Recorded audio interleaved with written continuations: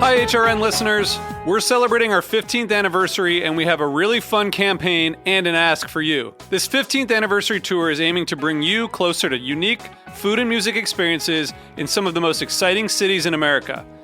All the while, we're raising funds to support our work empowering the next generation of food systems storytellers through our fellowship programs. Here's how it works. Donate to HRN and be entered into a raffle in the city of your choice to win a dinner for two at a noteworthy restaurant and tickets for two to a concert at a prominent local venue. We have incredible partners in New York, Los Angeles, Philadelphia, Nashville, Las Vegas, Charleston, Asheville, and Ardmore, Pennsylvania, who have donated a meal for two and two tickets to a concert of the winner's choice. And all donations help fund our fellowship programs, where we're helping to build essential workforce readiness skills and food system storytelling skills. Check out heritageradionetwork.org/15 to donate and enter to win today. That's heritageradionetwork.org/15. Thank you. This episode is brought to you by Brooklyn Botanic Garden, a stunning 52-acre garden in the heart of Brooklyn, open year-round. Learn more at bbg.org. This week on Meat and Three, it's our Season 4 finale, and we're sharing some of our greatest kitchen joys. Maybe most people consider making it too much work or too messy, but this is the food that's worth the work and worth the wait. You always know where the thing is because you put it away the right way the first time. You just sort of stand there and, with your hand on your hip and one leg outstretched, glass of wine in your hand, staring into the refrigerator going, okay, speak to me. Oh yeah, what are you doing with the celery tonight? I'm making a simple syrup for a gin cocktail with the celery. And I also found a recipe for a celery soup that's going to use up the celery and the potatoes and some of that dill that we still have hanging out in there. Tune in and be inspired to find the joy in your kitchen. And don't forget to subscribe to Meat and Three wherever you listen to podcasts. Hey everyone, Luke here. We're hard at work getting the next season of Bushwick Podcast ready to be the best one yet, and we can't wait for you to hear what we've got in store. In the meantime, we wanted to share an update on one of our most popular stories from earlier this year. It was an episode called The Everyone Store, and it was about the Bushwick Food Co-op. The Co-op is an ambitious organization that's trying to make healthy food more accessible and more democratic for the neighborhood. We took a look at what makes this unique grocery store tick, as well as some of the challenges they're facing in pursuit of their mission. But a few months after the episode aired, they were hit with their biggest challenge yet. On July 3rd, a fire caused significant damage to the Co-op storefront, throwing the hard work they'd been doing in Bushwick into serious jeopardy. Today, their storefront is still recovering, but their unique community is stronger than ever, and they're asking for your help. Keep listening for a re-release of our original episode. And then, if you'd like to get involved with the co-op's recovery efforts, visit their website, bushwickfoodcoop.org, to find out more, or head to the link in our show notes to visit their GoFundMe page to support the co-op directly. And now, on to the show.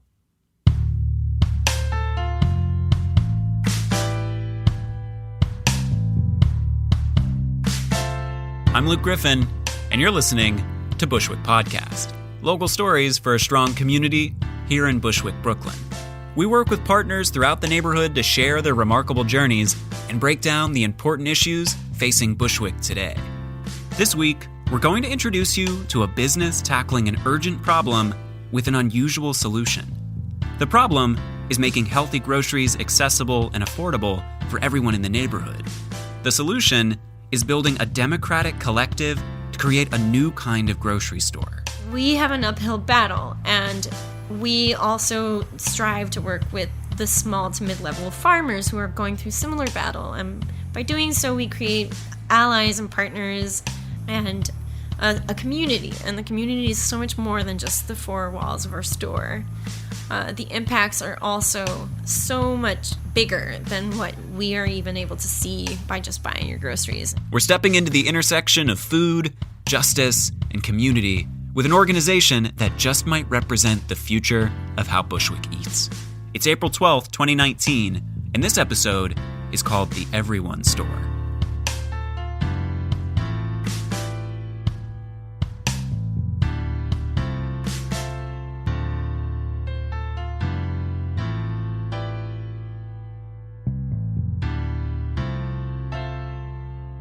Food has been one of the most significant issues in Bushwick for decades.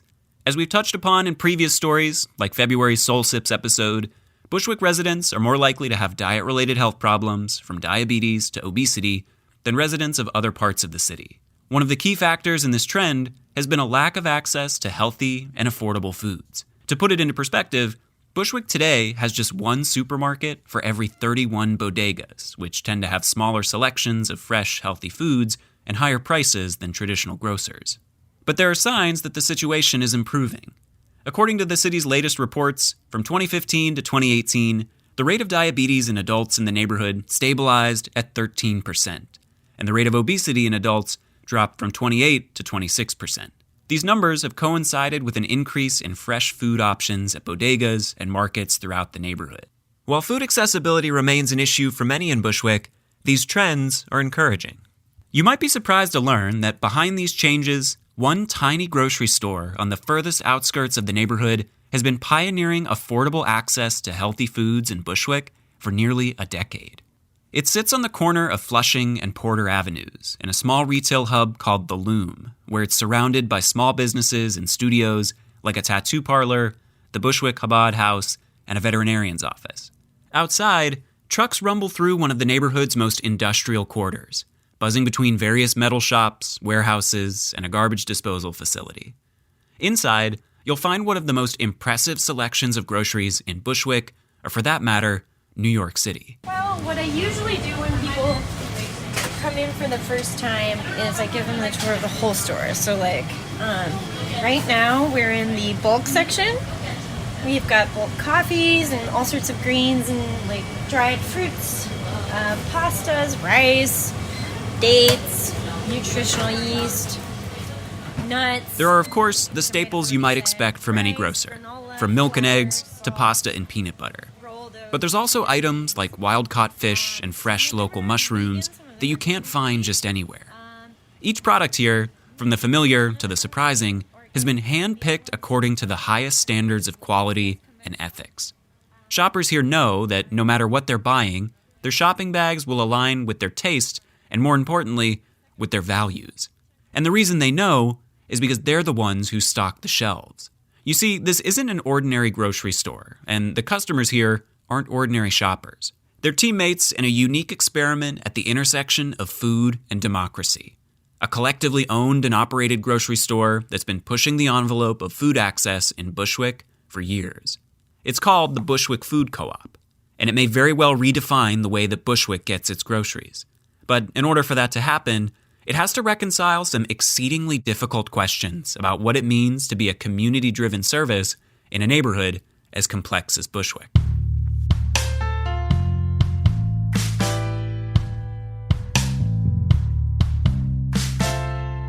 To learn more about the ambitions and challenges behind the Bushwick Food Co-op, we sat down with the head of day-to-day operations, Fran Sanhueza. My name is Fran. I am the general manager at the Bushwick Food Co-op. And one of the co-op's top executives, Jason Finder. I'm Jason Finder. I'm the vice president of Bushwick Food Co-op. Fran and Jason are two of the most veteran members of the organization, having joined shortly after the co-op opened its brick-and-mortar storefront in 2012. The earliest version of the co-op dates back even further to 2009. When it started, it was a buying club, and it was a fairly small group of people that got together, established the cooperative kind of corporation under which it operates, and created a small buying club, which means that it didn't operate sort of open hours as a grocery store. It was just sort of a way for those folks to organize their own food purchasing. And I think they had maybe a pickup once a week that was hosted somewhere else. The transition to the storefront marked the start of the Bushwick Food Co-op project as it is today, a space to gather the most thoughtful consumers around the highest standards of food. It was a humble beginning, with limited hours, stock, and staffing, but it sounded a call in the neighborhood for more thoughtful organizing around what it means to source and shop for groceries. Fran and Jason both describe being drawn to the co-op in those early days by similar paths. They were interested in working with a food organization, but more significantly, they were interested in the opportunity to be a meaningful part of a community. I was really unfamiliar with the concept of consumer co-ops and especially food co-ops, so I was really excited. I was coming from Harlem, where where I first moved when I moved to New York, and all of my friends, my home base, everyone was here in Brooklyn. So when I moved to Brooklyn, I chose Bushwick randomly on Craigslist, and it was great to like plug into like a community space like the co-op where I could also buy amazing vegetables, organic produce, which has always been important to me. So I was very thrilled to join something new, and yeah, that's how it all happened for me a long time ago. Today, Fran and Jason are joined by nearly 400 other people in that community as what are called owners of the Bushwick Food Co-op. Co-op is short for cooperative, and unlike a typical business, which might be owned and operated by an individual or a small team with all the decision-making power, the Bushwick Food Co-op is democratically owned and operated by each person who joins the organization. In other words, Fran, Jason, and their hundreds of co-owners collectively engage in every aspect of the business, from operating the storefront to shopping at it. It's a unique model that blurs the lines between operators and consumers, and it makes the co-op unlike almost any other store in the neighborhood. There are strict expectations for what it means to join the co-op and shop at it.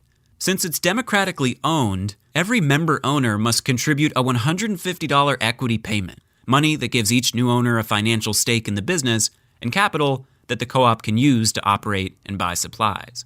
Since the co-op is also democratically operated, each owner is also expected to contribute labor to help the business function. That might sound intimidating, but the standard requirement is just 3 hours per person per month. And since every element of the co-op's operations, from stocking the shelves to keeping the books, is done this way, there's a range of opportunities for people to contribute that reflect a variety of abilities and interests. The 3 hours, if you're a member who's not on a committee, they're usually at the store. So you will help us receive deliveries, unpack them, put them away.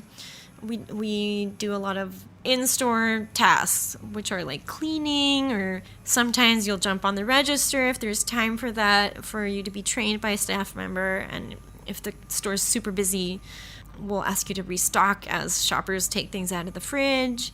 So you do learn a few skills when you're working in the store. And then the alternatives are like out of store events, which doesn't mean you have to join a committee necessarily or become a co-chair. But in the past, we've participated in the farmers market. So there's an out-of-store shift, which is tabling at the farmers market, which requires you to talk to people, sell things, set up the stand, be outdoors, and not just like sitting or moving around. On a practical level, being an owner and keeping up with your 3 hours of work each month entitles you to shop at the co-op at steeply discounted prices. Owners pay just 30% above wholesale prices on each item, while non-owners who shop at the co-op pay an 83% markup for prices closer to what you might find at a typical high-end market. At those rates, owners might pay closer to $7 for what would otherwise be a $10 jar of organic peanut butter, or closer to $5 for what would otherwise be a $7 box of pasta.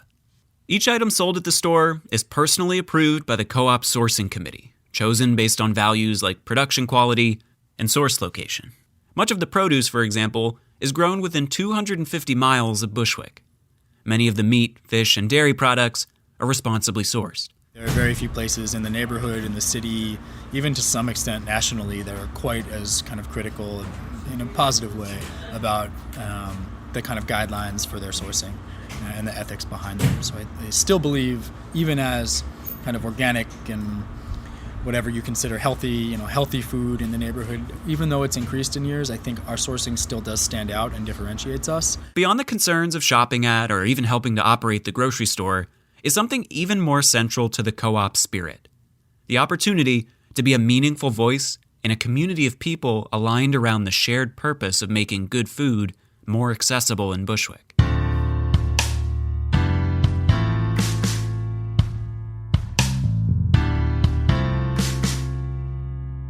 This spirit of community and purpose seems to permeate every level of the Bushwick Food Co-op experience.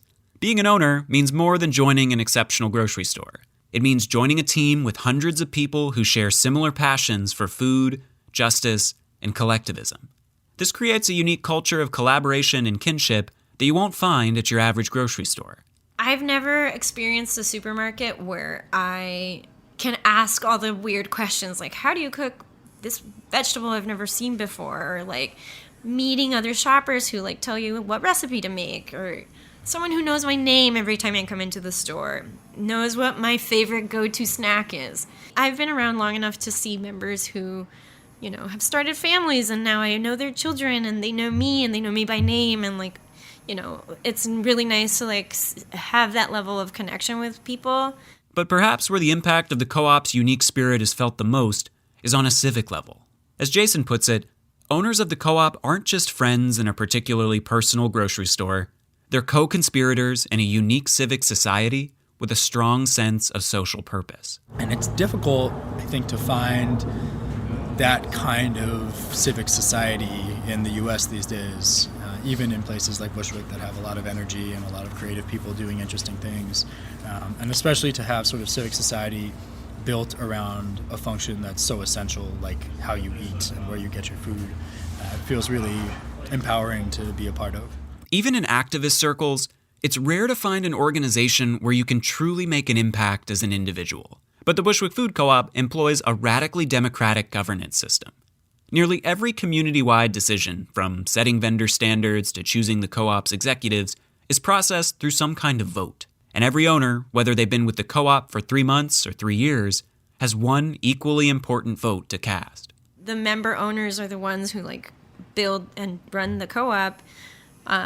They have a say, they have a voice, and they're heard. So yeah, I think it's a place where you feel like you participate, you actually own something, you work towards something, you know, you can say that you had participation in it. And it's more engaging than a place where like you just clock in and clock out and that's it. It's an empowering system, one where even the most ordinary decisions, such as determining a refund policy, are thoughtfully considered by the co-op's community and measured against their guiding values. It is a legal requirement for a business to have a refund policy, and we really didn't have one in writing.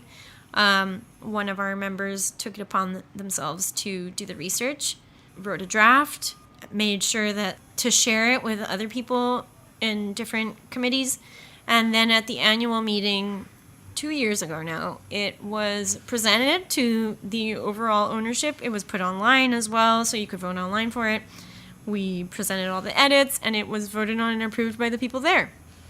So we made our own refund policy, which was great. And so that's like one like very concrete example. But then the other ways are really subtle. So just saying like, I wish that we had more of one product than the other. I wish that we carried low sodium chicken broth. If we listen to you and we do those things. For as empowering as the system can be, it can also be uniquely challenging. It's one thing to speak in broad strokes about the co-op's purpose and how the community might work toward it, but it's another thing entirely to align on that purpose when you need to find consensus among nearly 400 people with strong opinions. I think it's hard enough to figure out the mechanism or mechanisms for identifying the will of the membership and distilling 400 plus people's will into a common will. To do that on a consistent basis with a rapidly evolving group is certainly a challenge. But I think it's no less reason to embark and sort of tackle the challenge, embark on that journey and tackle that challenge head on. And it's kind of even more important that there be that North Star, that kind of guiding vision. Focus has been one of the key themes this past year as the co-op has confronted difficult questions about its role in the broader picture of Bushwick's fast-changing future.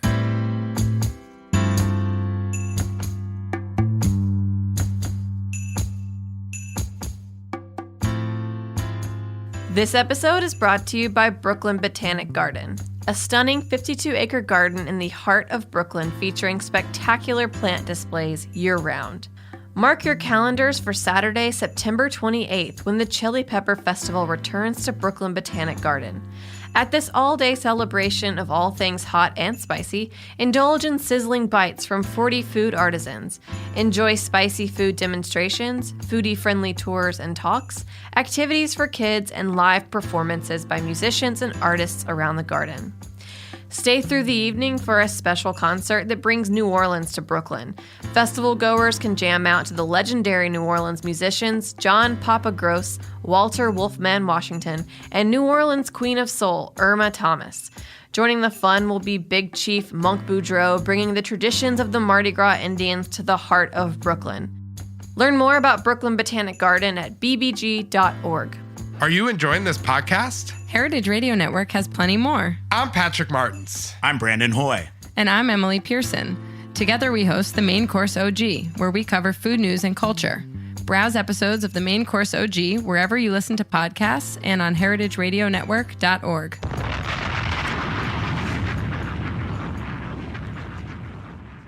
In the near decade since the Bushwick Food Co-op first began operating, Bushwick has changed dramatically. The organization launched at a time when the neighborhood was in the early stages of gentrification and significant demographic changes. And the co-op is watched as those processes have picked up momentum over the years. The neighborhood's changed a lot. It's gentrified a lot over the years as well. So the context of the people shopping has also changed quite a bit. But not necessarily in a bad way. It's just changed. It's part of the nature of the neighborhood too. Lots of young people, artists who aren't here for extended periods of time, maybe just a year. So it affects our membership as well. As the neighborhood has become increasingly transient, so has the co-op's community of owners. A lot of the founding members aren't here. A lot of the veterans aren't here anymore. And it's also part of the nature of Bushwick where we are. People don't really stay for more necessarily. Maybe some people do, but what we've experienced as a store is that our members don't really stay for longer than 5 years. So we definitely have that retention problem with your history as an individual member here. But we've never ceased to have interest or members joining, so it's always a rotation system. As they reflect on these trends, the co-op's owners are now asking themselves, what's the role of the co-op in a neighborhood where it has fewer deep, lasting roots? One of the most significant consequences to come from this internal dialogue was the transition to the co-op's current ownership model last May. It was a direct response to a problem that threatened the stability of the project under the co-op's previous membership-focused model. In that system, members were more likely to become disengaged, and some were growing delinquent on their work hours. And if you were suspended for hours, you couldn't vote at the annual meeting. So it ceased to be democratic, and the co-op should be a place where democracy is lived. So the co-op doubled down on its most engaged members. It asked more of them in the form of the $150 equity investment, but it entrusted them with a more durable democratic voice. Now, with the ownership structure, even if you're behind on your hours, you can always vote at any meeting that requires voting, because if you're suspended for hours, that doesn't get taken away. What gets taken away is your discount. But the idea was both to kind of instill a stronger sense of ownership and make sure that folks who were members or owners or whatever we called them really understood that they owned an equal share of the business. They weren't just sort of part of a club that they had to do a few hours of work to remain a part of, and that while we cared a lot about the food, and the food is really central to what we do and who we are, that even perhaps deeper than that, our identity as a cooperative was really central to the community. The transition wasn't easy. It followed intensive discussions within the community and saw the co-op lose roughly half of its membership. In a sign that these hard decisions were the right ones for the community, in the time since the transition, the co-op has gained back as many new owners as it lost, and it continues to grow by nearly 5 more each week. But as it builds around a more engaged group of owners, the co-op is finding that a large, passionate democracy can create problems of its own. And perhaps none is more urgent than figuring out how to ensure that that democracy reflects the broader Bushwick community that it looks to serve. Engaging with our community it's always been one of our priorities. It's part of our mission as well to engage with the community. And a lot of our members have different opinions of what that means. Who is the community? Or the internal community to the co-op, the external community to the co-op?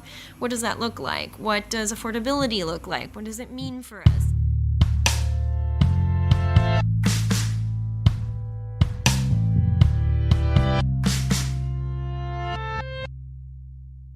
It's one of the great challenges for the Bushwick Food Co-op project that, for all its commitment to access and justice, the co-op is seen by some in Bushwick as a sign of gentrification and inequality. To put it plainly, the average co-op owner tends to be wealthier and whiter than the average Bushwick resident. I would say the majority of the people who are members of our co-op definitely have a certain purchasing power and are mostly white, and we are trying to change that. We want to be a co-op that is more reflective of the community in terms of the people who are our owners. While co-ops are rooted in a deep history of communities of color and oppressed peoples, the Bushwick Food Co-op can, like other modern cooperatives, struggle at times to project an image that invites a more diverse audience. It is a topic that I've heard come up a lot at different events with different co-op people. Like, I didn't join because I didn't see anyone who looked like me. On its face, the idea of a grocery store that charges you extra unless you pay a sign-up fee and work for 3 hours a month doesn't necessarily sound relevant for a neighborhood where many residents struggle to pay their rent while working demanding jobs already. But in reality, the co-op is working hard to make its spaces and its offerings as welcoming and accessible to as many people as possible. One of the first efforts that we made in trying to accommodate time commitment and also price commitment, not just in terms of like prices of our products, but also prices of our equity investment, is creating alternatives, because that's what the co-op should be about. And that's how you be democratic in a way as well. Like,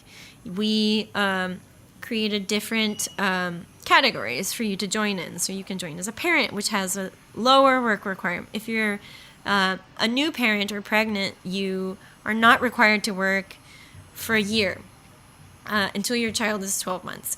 And then after that, you have reduced work hours until your child is 18. So we try to accommodate. We also created the household program. So you and your spouse can join together, or you and your roommates can join together and then do hours for each other. We created the surrogate worker, the surrogate shopper. And then also we offer a significant discount, 90% discount on our equity investment for anyone that qualifies for the government assistance programs. We have a list. Anyone who receives SNAP benefits, Medicaid, or is part of public housing, is eligible for our discount programs. There's a really long list of the programs that qualify for that. So it brings your equity investment from $150 down to $20, which is really great. And the installments was also a way to like bridge that obstacle. It doesn't mean we've solved the problem of getting everyone in Bushwick to join the co-op, but it's definitely the very first step that we took in a more significant way to handle that problem. And I think there's a lot of work still to be done. As Jason points out, for as hard as the co-op is working to better connect with the Bushwick community, there are systemic forces that the co-op simply has little power to affect as an individual organization. It's a really complicated question, and there are a ton of reasons why we may or may not be at any given moment better embedded in the broader community, and especially the community of folks that have lived here for at least a generation, if not longer. Some of it, I think, is a reflection, maybe a lot of it, is a reflection of just deeper sort of socioeconomic issues and racial issues and social issues in general within Bushwick and the city and the U.S. and internationally. And those, to some extent, we have fairly little control over. It's not a reason not to be aware of them or working really hard to address them in our context, but it's an uphill battle against forces that are pretty broad and pretty entrenched and pretty powerful. While the co-op's ownership is committed to making a broader impact than just operating a thoughtful, well-run grocery store, for now at least, many of its resources remain wrapped up in successfully being a thoughtful, well-run grocery store. We have very little capacity to do anything really effectively.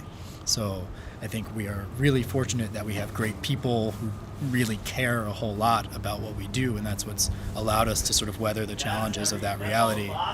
But to be a really good participant in a community and to overcome those broader challenges of sort of division and just the realities of gentrification and the fact that a lot of us are participants in that process, that are members of the cooperative. And that I think for some even we're sort of a symbol of that.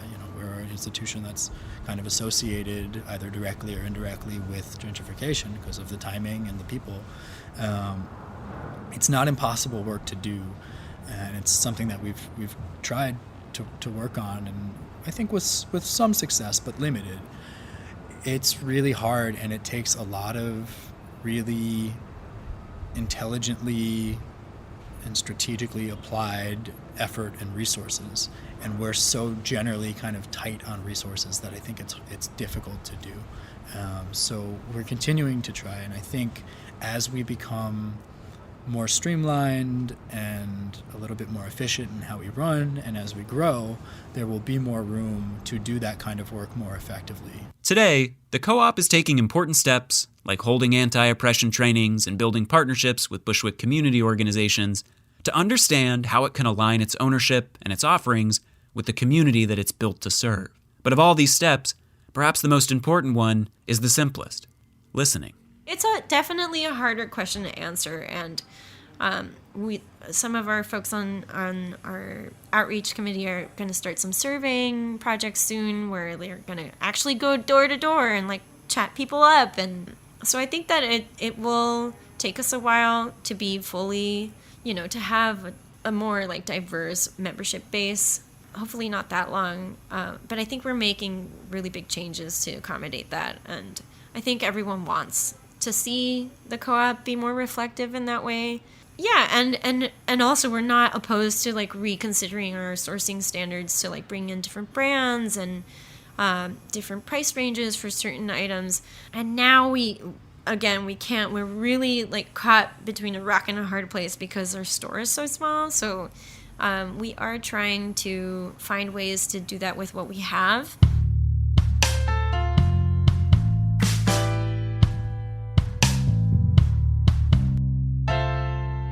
When this episode first airs on April 12th, dozens of Bushwick Food Co-op owners from throughout the community will come together for the co-op's annual owners meeting. In between sessions of how to make Dominican mango and co-op Jeopardy, the attendees will begin the discussions that will shape the next year of the co-op's work here in Bushwick. While it's difficult to say now quite what that next year will look like, one thing's for sure. It's going to reflect the collective passion of a growing community that truly believes it can make a difference in what it means to source, shop, and eat food here in Bushwick. Maybe you don't see it at first, but as the time goes by, you really see a value there of belonging to something that's important, that is representative of you and is different. Like, I think in this day and age where small co-ops and small businesses and organizations are up against really big companies or farming industries or distributors or Amazon or all these, I don't want to name drop too many, but we have an uphill battle, and we also strive to work with the small to mid-level farmers who are going through similar battle, and by doing so we create allies and partners and a community, and the community is so much more than just the four walls of our store. The impacts are also so much bigger than what we are even able to see by just buying your groceries. And I'm not expecting everyone who joins to share that. But once you become a member who's involved and starts to see those things slowly, it really changes the way that you look at food in particular, and it changes the way that you purchase. And I think that is really exciting. At least it was for me. So I think that for folks who don't know about the co-op, just give it a chance, give it a chance, and, come visit us, and we're open every day. That's it for our original episode, The Everyone Store. Unfortunately, today, as the organization recovers from its fire damage, the co-op storefront is closed until further notice. But if you're interested in learning more or getting involved, there's a few ways you can follow along. You can visit the co-op's website at bushwickfoodcoop.org. You can follow them on Instagram at bushwickfood, or you can head to the link in our show notes to visit their GoFundMe page to to support them directly. The new season of Bushwick Podcast will be premiering soon. Stay tuned to this feed for updates or follow along on Instagram at Bushwick Podcast. We can't wait to show you what we've been working on, and we'll see you soon. Thanks for listening to Heritage Radio Network, food radio supported by you. For our freshest content and to learn more about our 10-year anniversary celebration happening all year long, subscribe to our newsletter. Enter your email at the bottom of our website, heritageradionetwork.org. Connect with us on Instagram and Twitter at heritage_radio. You can also find us on Facebook at facebook.com/Heritage Radio Network. Heritage Radio Network is a nonprofit organization driving conversations to make the world a better, fairer, more delicious place. And we couldn't do it without support from listeners like you. Want to be a part of the food world's most innovative community? Subscribe to the shows you like, tell your friends, and please join the HRN family by becoming a member. Just click on the heart at the top right of our homepage. Thanks. Hey there, I'm Lee Ullman here with some big news from the National Young Farmers Coalition. We're partnering with Heritage Radio Network on a special season of The Farm Report. It's all about what's happening with the Farm Bill and how it impacts farmers and eaters. I am growing diversified vegetables on land that's been in our family for 150 years. And so with the pandemic, gentrification, property values going up, we had to sell the land and we lost it. Join us as we uncover the untold stories behind this massive piece of legislation that shapes how we grow our food, what we eat, and so much more.